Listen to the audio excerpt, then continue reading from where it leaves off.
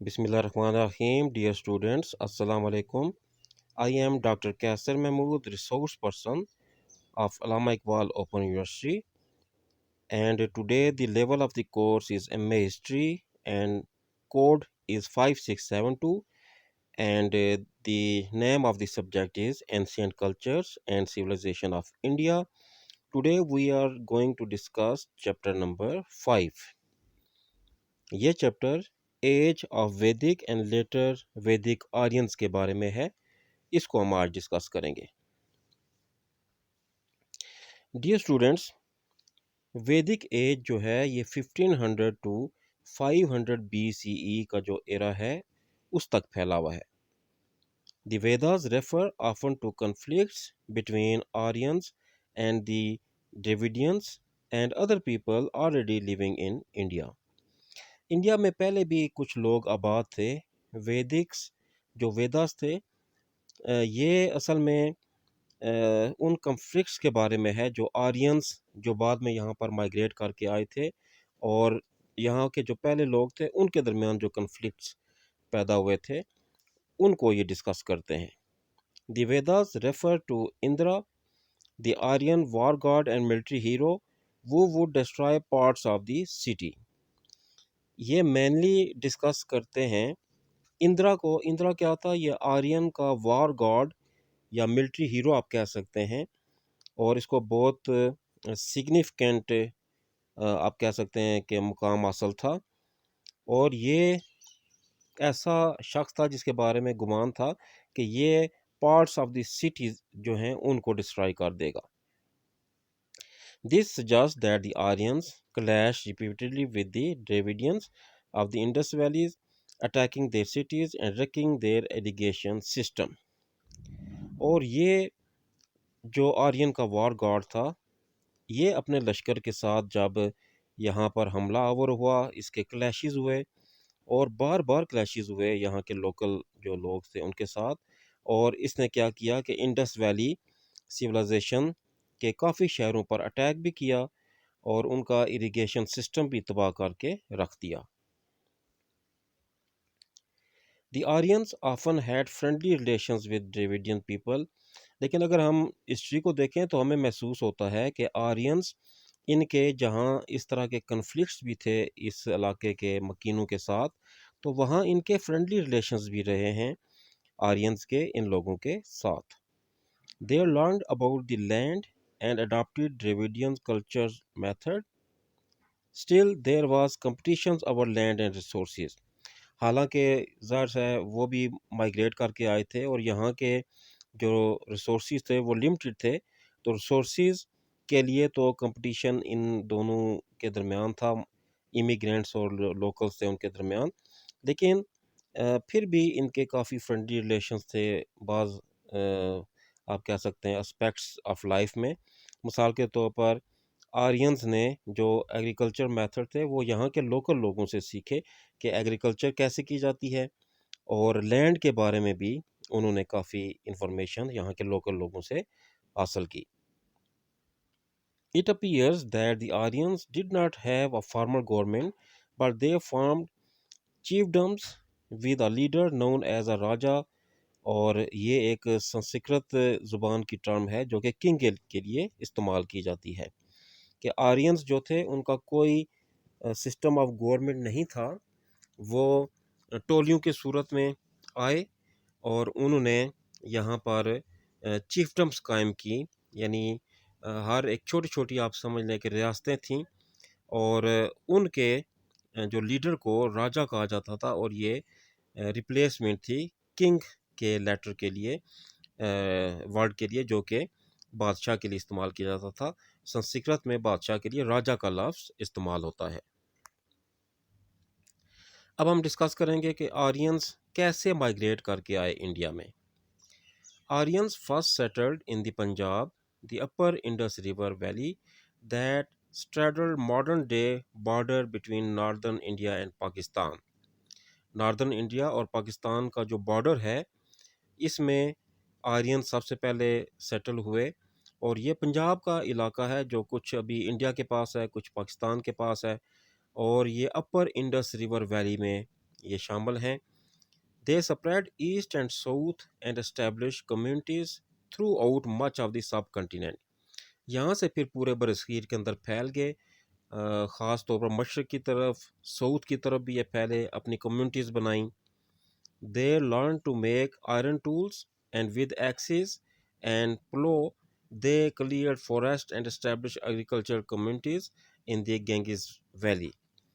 پھر یہ درائے جو جمنا ہے اور درائے گنگا جو ہے اس کے ارد گرد بھی یہ پھیل گئے، اور وہاں پر انہوں نے اپنے جو اوزار تھے، جو لوہے کے مضبوط اوزار تھے، اس میں کلاڑے بھی شامل تھے، اس سے انہوں نے درختوں کی کٹائی کی اور زمین کو صاف کیا. اور پھر انہوں نے کیا کیا کہ ایگریکلچر پرپز کے لیے جو زمین تھی اس کو ہموار کیا اور ایگریکلچر کمیونٹیز قائم کی. The Aryans gradually lost the tribal political organization they had brought into India and evolved into small kingdoms with formal governments. Gradually پھر وہ یہاں پر ٹرائبل پولیٹیکل آرگنائزیشن میں تبدیل ہوتے گئے. انہوں نے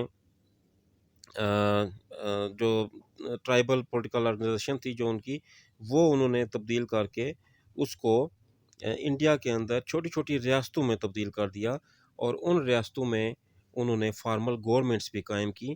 تو اب یہ چھوٹے چھوٹے قبیلے جو جس شکل میں وہ یہ آئے تھے، اب اس کی بجائے یہاں پر چھوٹی چھوٹی حکومتیں انہوں نے قائم کر لیں.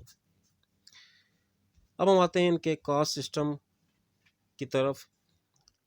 ان کا جو ذات پات کا نظام تھا، originally based on colour, Aryans were white coloured and Dravidians were darker skin. انہوں نے جو کاسٹ سسٹم بنایا تھا، یہ جو مینلی سکن کلر ہے، جو آپ کہہ سکتے ہیں کہ باڈی کلر ہے انسان کا، اس پر ڈیپینڈ کرتا ہے. کیونکہ آرین جو ہے وہ گندمی کلر کے تھے، یعنی وہ بلیکش نہیں تھے، جبکہ یہاں کے لوکل لوگ جو تھے وہ ڈارکر سکن کے تھے، گہرے رنگ کے تھے. تو اس لیے انہوں نے جو کاسٹ سسٹم یہاں پر ڈیولپ کیا وہ کلر پر ہی بیس کرتا تھا، کیونکہ ان کے کلر فیئر تھے as compared to local Indians. 4 main varnas اور کاسٹ، 4 بڑی انہوں نے ذاتیں بنائیں. سب سے پہلے جو سب سے بڑی ذات تھی جس کو بہت احترام کی نگاہ سے دیکھا جاتا تھا، وہ برہمنس تھے. برہمنس تھے، اس میں پریسٹ شامل تھے، جو پادری اور مذہبی جو پیشوا آپ کہہ سکتے ہیں، وہ اس میں شامل تھے. اس کے بعد آتے ہیں کھشتریاز. کھشتریاز میں واریئرز آتے ہیں، ارسٹوکریٹس آتے ہیں جو حکومتی ارکان تھے وہ، اور جنگجو قسم کے لوگ، وہ اس میں کھشتریاز میں شامل تھے. پھر ویشیاز میں کلٹیویٹر آ جاتے ہیں، آرٹیسنز آ جاتے ہیں، پھر مرچنٹس آ جاتے ہیں، تاجر. پھر یہ کسان بھی اس میں شامل ہوتے ہیں، ہاتھ سے کام کرنے والے جو آپ کہہ سکتے ہیں کہ دستکار تھے، وہ بھی اس میں شامل ہو جاتے ہیں. تو یہ ان کا کام تھا کہ یہ اپنی محنت کر کے کماتے تھے. اور آخر میں شودراز تھے، landless peasants and serfs. یہ ان کی کوئی زمین نہیں تھی اور یہ مزدور کے طور پر کام کرتے تھے. چھوٹے آپ کہہ سکتے ہیں کہ بے زمین کسان تھے جو کسی کے کھیتوں میں کام کرتے تھے. اور آخر میں ایک ذات تھی جو کہ انٹچیبل تھی، جن کو آپ کہہ سکتے ہیں کہ جو نچلی ذات کا سمجھا جاتا تھا، اور ان کو چھونا بھی ان کی ذات کے اندر حرام تھا. اور یہ اپنے آپ کو سمجھتے تھے کہ ان کو چھوئیں گے تو یہ ناپاک ہو جائیں گے. اور یہ لوگ ایسے تھے کہ وہ پرفارم ڈرٹی ٹاسک، جو ڈرٹی ٹاسک کرتے تھے، مثال کے طور گٹر صاف کرنا، نالیاں صاف کرنا، اس طرح کے جو چھوٹے موٹے کام تھے یہ وہ لوگ کرتے تھے. اور یہ جو ہے یہ بعد میں ان کی کاسٹ سسٹم کے اندر شامل ہوا. شروع میں اس کے 4 ہی کاسٹ سسٹم تھے.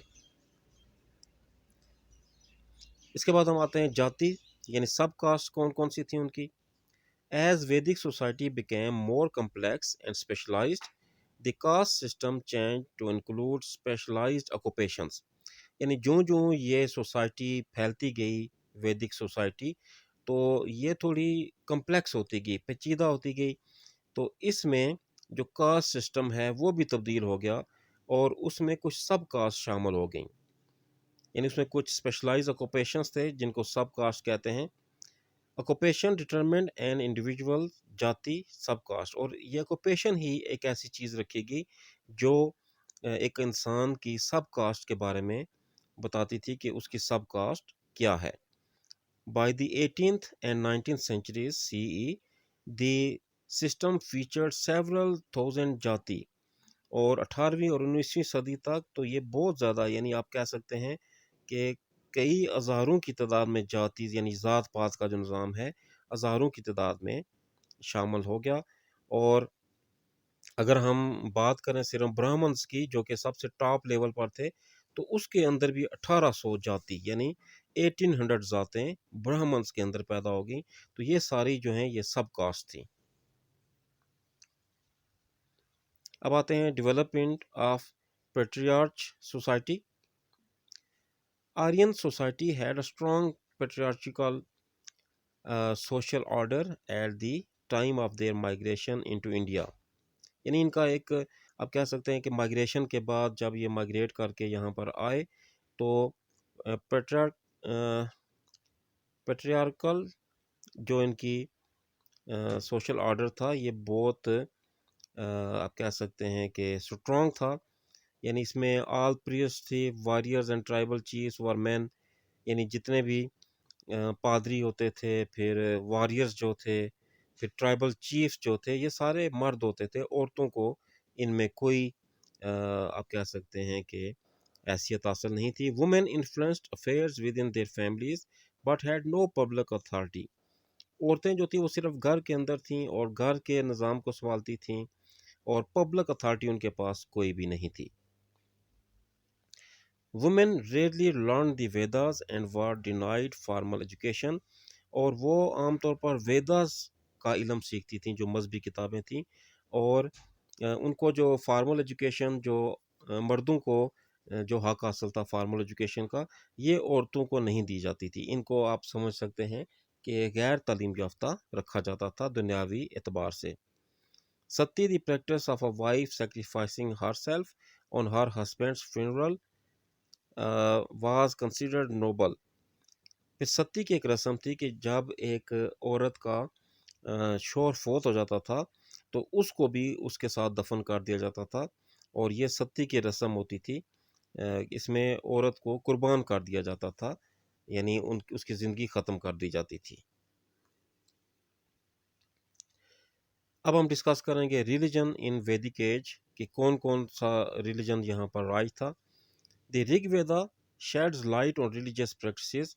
ऋग वेदा के अंदर ये सारी जो वैदिक प्रैक्टिसेस थी जिसमें रिलीजन को डिपिक्ट किया गया कि कौन कौन से रिलीजन जहाँ पर मौजूद थे, तो ये ऋग वेदा के अंदर मौजूद हैं। The chief deity was Indira, a war God वो was partial two fighting and drink. यानी जो चीफ इनका था, जो सबसे बड़ा सरबराह था, वो इंद्रा था जिसको वॉर गॉड भी कहा जाता था। और वो फाइट भी करता था, ड्रिंक भी करता था। Varuna was a god who presided over the sky from his heavenly palace। और ख्याल किया जाता था कि वरुणा जो था ये एक देवता है जो कि आसमानों का देवता है। और ये जितने भी आसमान पर महलात हैं या आपके जन्नत के जो महलात समझ लें कि उनको वो निगरानी करता था, उनको वो लुक आफ्टर करता था। ही अवर सा behaviour of morals and preserve order. और जो मॉरल्स से अखलाकियात उनको जांचता था। Cattle, sheep, goats and horses from Aryan hertz were sacrificed to gain divine support, large families, long life and abundant herds। इसके अलावा जो मवेशी थे जिनमें भेड़ें भी शामिल हैं, बकरियां भी शामिल हैं, घोड़े भी शामिल हैं, आर्यंस क्या करते थे कि इनको सेक्रीफाइस करते थे ताकि अपने जो देवता की या खुदा की सपोर्ट हासिल कर सकें। फिर यह है कि उनकी फैमिलीज़ बड़ी हों उसके लिए भी ये करते थे। फिर अपनी लंबी ज़िंदगी के लिए भी करते थे। और अबंडेंट हर्ड्स के उनको उनके आप कह सकते हैं रिस्क के अंदर बरकत हो, उनके जो ये रेवड़ हैं ये बढ़ जाएं, तो इसके लिए ये इनकी कुर्बानी दिया करते थे। Around 800 BCE, some individuals withdrew into the forest of the Ganges Valley and lived as hermits. फिर 800 BC के दरमियान कुछ इंडिविजुअल्स जो कि जिन्होंने अपने आप को जंगलात में आप कह सकते हैं आवारागर्दी के लिए छोड़ दिया, और वो गंगा जो की जो वैली थी वहाँ पर, और वो दरवेशों के तौर पर ज़िंदगी गुजारना शुरू हो गए. They drew inspiration from religious beliefs of Dravidian people who worship nature spirits. और ये ख्याल करते थे कि जिस तरह यहाँ के जो लोकल लोग थे, जो वो पहले से ही उनके अंदर एक इबादत का तरीका था कि वह कुदरती जो रूहें हैं उनकी पूजा करते थे, तो ये लोग भी उसी से इन्फ्लुएंस होकर कुदरत की तलाश में मारे मारे फिरने लगे जंगलों के अंदर. Dravidians also believed that human souls took a new physical form after the deaths of their bodies. और इनका ये भी ख्याल था जो यहाँ के लोकल लोग थे कि ये इंसान जो है इसकी जो रूह है, ये जब इंसान मर जाता है, इनकी बॉडी गल सड़ जाती हैं, तो उनकी जो रूहें हैं वो फिर एक नई शक्ल में नया जन्म लेकर वो आती हैं. और द आइडिया ऑफ री इनकारनेशन वाज बॉर्न. इस तरीके से फिर एक ख्याल पैदा हुआ कि इंसान मरने के बाद दोबारा पैदा होगा. ये हालांकि मुसलमानों के अंदर और तरह से है और हिंदुओं के अंदर और तरह से, लेकिन ये पहली दफ़ा ये ख्याल पैदा हुआ कि इंसान जो है उसकी रूह मरने के बाद दोबारा जन्म भी लेती है. अभी हम आते हैं उपनिषद के बारे में. ये लेटर वैदिक एज के अंदर ये अपीयर हुए about 800 to 400 BCE. Upanishad means sitting in front of, इसका मतलब है सामने बैठना, and refers to practice and disciples gathering before a sage for discussion of religious issues. यानी ये एक आप कह सकते हैं कि मजहबी पेशवा के सामने बैठकर शागिर्द के तौर पर तालीम हासिल करने को कहते हैं, और इसमें जो रिलीजियस इश्यूज़ हैं उनको डिस्कस किया जाता था. The Upanishads were dialogues that explored the Vedas. और ये वो डायलॉग्स थे जो शागिर्दों और मजहबी पेशवा के दरमियान होते थे, और ये फिर वेदास को समझने के लिए, उसको एक्सप्लोर करने के लिए, उसको उसका मफ़हूम जानने के लिए ये डायलॉग्स किए जाते थे. Each person is part of a large cosmic order and forms a small part of a universal soul known as Brahman. और ये ख्याल किया जाता था कि हर इंसान जो है वो एक छोटा सा हिस्सा है एक बहुत बड़े कॉस्मिक ऑर्डर का, और उस कॉस्मिक ऑर्डर में आप समझ लें कि एक सोल है, बहुत बड़ी सोल है जिसका नाम ब्राह्मण रखा जाता था, और इसका इंसान एक छोटा सा हिस्सा बनाता है. Brahman is an eternal unchanging foundation of all thing. और ये ख्याल किया जाता था कि जो ब्राह्मण है वो एक ना फना होने वाली चीज़ है, ना तब्दील होने वाली बुनियाद है, जो कि तमाम जो जानदार हैं उनके लिए ये है. Individual souls were born into physical world many times. और इंसान जो है उसकी जो रूह है वो वो भी बार बार पैदा हो सकती है, और काफ़ी फ़िज़िकल फॉर्म चेंज कर सकती है. यानी इंसान की जो रूह है वो भी उस ब्राह्मण का हिस्सा है, जो कि कभी भी ना ख़त्म होने वाली चीज़ है. Their souls were most often humans but sometimes animal and even occasionally plants. और ये जो रूहें हैं ये अक्सर तो ये इंसान की शक्ल में आते हैं, इंसान का रूप धार कर आती हैं, लेकिन कभी कभार ये जानवरों के तौर पर भी आ सकती हैं, या हत्ता कि कभी कभार ये पौधे भी बनकर आ सकते हैं. यानी एक इंसान अगर एक जन्म में इंसान है तो अगले जन्म में ज़्यादा चांसेस तो ये हैं कि इंसान होगा, लेकिन वो जानवर भी हो सकता है और पौधा भी बन सकता है. The highest goal of the individual soul is to escape the cycle of birth and rebirth to enter into permanent union with Brahman. और जो इंडिविजुअल सोल है इसका जो सबसे बड़ा मकसद है वो ये है कि वो एक साइकिल के अंदर चलती रहे, बर्थ भी उसकी हो, फिर रीबर्थ हो, दोबारा पैदा हो, और परमानेंट यूनियन विद ब्राह्मण, और फिर आखिरकार ब्राह्मण का एक मुस्तकिल हिस्सा बन जाए. اب ہم کچھ ڈاکٹرائنس ڈسکس کریں گے اپنشادس کے. سمسارا: upon death, individuals go temporarily to the world of the fathers and then return to earth in a new form. سمسارا کا مطلب یہ ہے کہ یہ ایک ایسی دنیا ہے کہ جب انسان مرتا ہے تو اس میں چلا جاتا ہے، اور وہاں پر اس کے جو فادرز ہیں جو اس سے پہلے فوت ہو چکے ہوتے ہیں وہ بھی موجود ہوتے ہیں، لیکن یہاں پر اس کا جو ٹھہراؤ ہے وہ عارضی ہے. And then returns to earth in a new form, پھر یہ انسان دوبارہ واپس آتا ہے نئی شکل میں اس دنیا میں. Karma: a man of good acts will become good, a man of bad acts bad. کرما انسان کے جو کام ہیں وہ ہوتے ہیں کہ اگر ایک انسان اچھے کام کرے گا تو اچھا بنے گا، اگر برے کام کرے گا تو برا بنے گا. تو he becomes pure by pure deeds, bad by bad deeds. اچھے اعمال سے، خالص اعمال سے پیور بن جائے گا، اور برے اعمال سے برا بن جائے گا. تو اس کو ان کی زبان میں کہا جاتا ہے کرما. پھر ہے suffering: A certain amount of pain and suffering is inevitable in human existence. کہ انسان کو جو درد ہے وہ اس کے زندگی کا حصہ ہے، وہ اس کو مل کر رہے گا، اور یہ سرٹن اس کی اماؤنٹ ہوگی جو کہ انسان کو لازمی مل کر رہے گی. موکشا ایک نیکسٹ ہے: is a deep endless sleep that comes with permanent liberation from physical incarnation. جب انسان کی روح بار بار برتھ اور ری برتھ کے پروسیس سے گزرتی ہے تو پھر آخر میں اس کو ایک پرماننٹ آزادی مل جاتی ہے فزیکل انکارنیشن سے، کہ پھر وہ دوبارہ فزیکل فارم میں نہیں آتی، اور ایک اینڈ لیس سلیپ یعنی ایک نیند اس پر طاری ہو جاتی ہے جس کو موکشا کا نام دیا جاتا ہے. برہمن: you can achieve Brahman through meditation and asceticism, leading extremely simple lives and denying all pleasure.